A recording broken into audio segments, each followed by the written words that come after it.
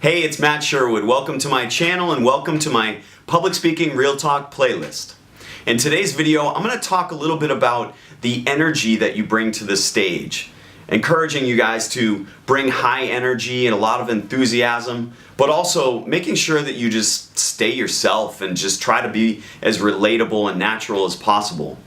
So let's talk about these two things, and they may actually be a little bit contrary to each other, but let's talk about the first thing, bringing high energy.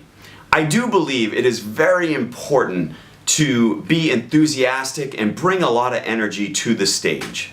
Think of it this way, the audience is like a mirror. They will reflect back to you what you give to them. So when I first started getting into public speaking, I was always, nervous, and I was anxious, and I felt as if I was going to jump out of my skin. And I talked to my mentor about this, and he said that this is great. You can use that energy to be more dynamic on stage. So yeah, if you want your audience to feel excited about a topic, then you should be excited about the topic. Now, if you want the audience to feel serious or somber or sad about a certain topic, then of course you're also going to be showing that emotion to them.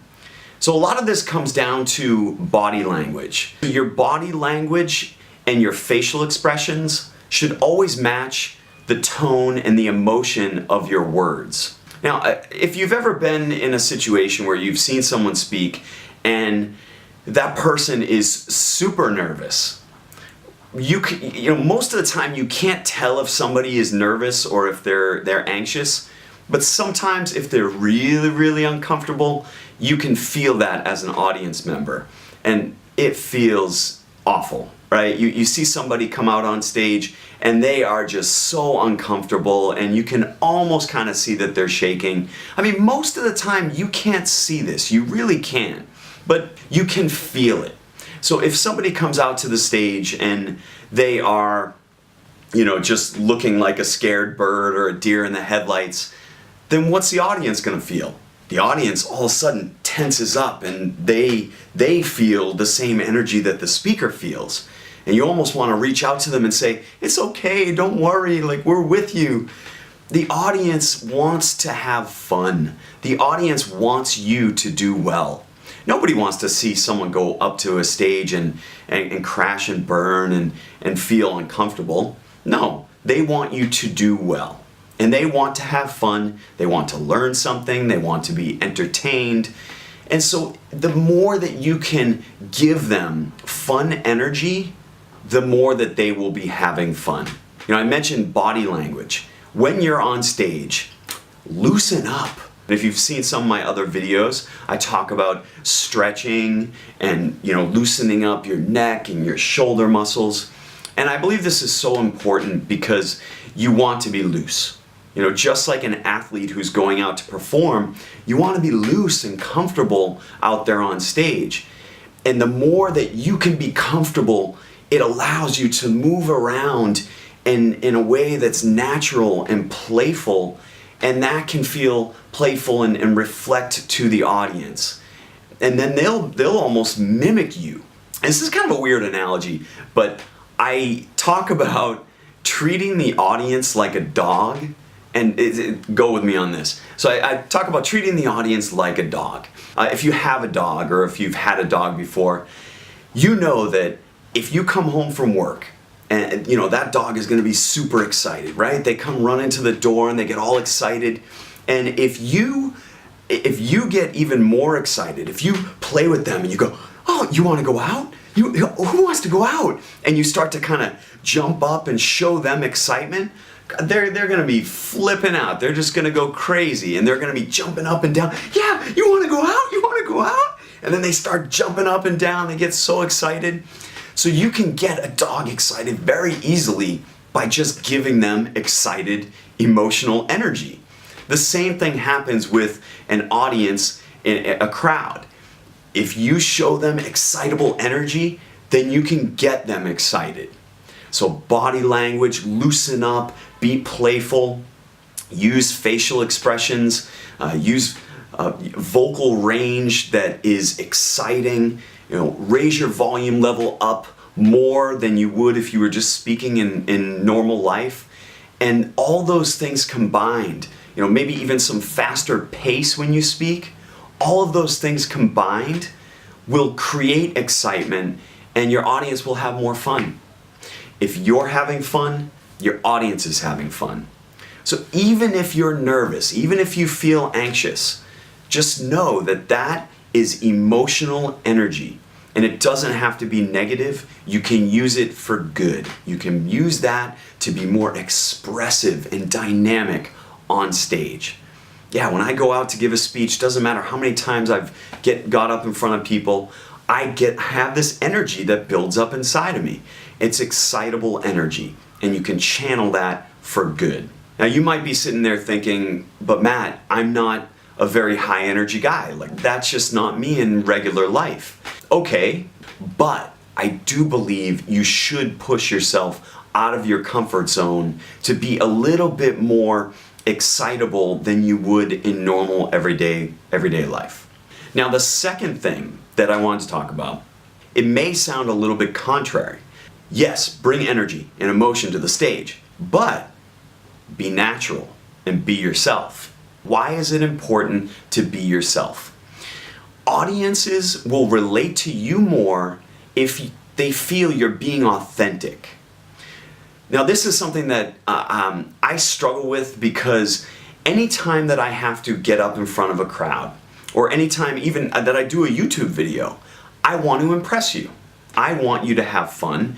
I want to project that I know what I'm talking about. So I act just a little bit different than I would if I was in regular life. We often say, speak like you're speaking to your best friend. Keep it natural, keep it relatable, casual, comfortable, and cool. If you're acting normal and confident and relatable, and just simply having a conversation as if you were talking to your best friend, then the audience will relax. They'll think, he's casual, he's cool, he's just having fun. He's just sharing some information, and he's in the zone.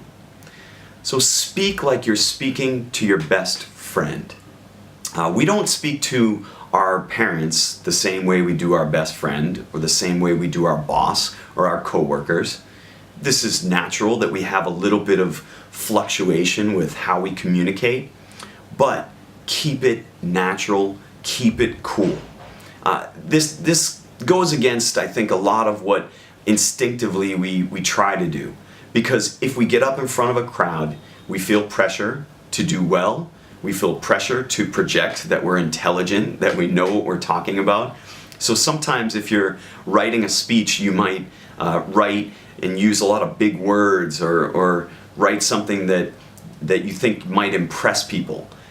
And this is another reason why I do believe it's not good to write out your speech completely, because the way that we write tends to be a bit more formal than the way that we speak. When you go out to get in front of a crowd, just imagine that you are there with your best friend. Think about what it's like to tell this story, to share this information with your best friend. Don't try to be too smart or professional. And I do believe, even in a professional setting, even if you have to present to higher executives at your company, and it's a pressure situation, there's a lot on the line, or if you have customers that come in and you really need to nail this pitch, just being yourself and being natural is the way that you can help sell and be more persuasive. There's a concept that's called selling without selling. And that means that you're simply just being authentic, just being yourself. Don't try to oversell. Don't try to overpitch or just ham it up. So the two things that I've told you are bring energy, bring high energy, but be yourself. So what do you think? They're contrary to each other? In some ways, they kind of are. There is a balance, okay? And I do believe that this is something that everyone needs to figure out for themselves. Like, what is the right amount of energy to bring to the stage where you feel, or where you're projecting comfortability, but you're also trying to get the audience excited, I am always trying to toe that line of performing versus just sharing information, right? Telling a story, having a dialogue with the audience versus performing and trying to put on a show. There is a balance. I think it's somewhere in the middle, but the second that you are skewing more towards being a showman or being a performer, then all of a sudden I think you almost lose credibility. Because public speaking is not an act. It's not a one-way show. I do believe that the best speeches and the best presentations are somehow interactive. So even if you're not asking questions of the audience and speaking to them and going back and forth, there is a dialogue that happens, and it happens through body language, through eye contact, and even if the audience isn't speaking to you, they should be giving you clues and somehow giving you body language that shows that they understand and that they're receiving your message. If you want your audience to be excited about a topic, you yourself should be excited about the topic. But if you want them to feel comfortable, try to be yourself. Try to be as natural as possible. There is balance. It's not easy to find it, and that's why I think it takes practice and practice. I've been giving speeches for 20 years, 25 years. And every time I still am towing that line of trying to impress the audience versus just being myself. What do you think? I would love to hear your thoughts. Please leave a comment below. If you like this video, hit that like button.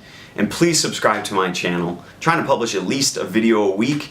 My goal is to help you get better at public speaking through sharing the knowledge that I've learned over the years.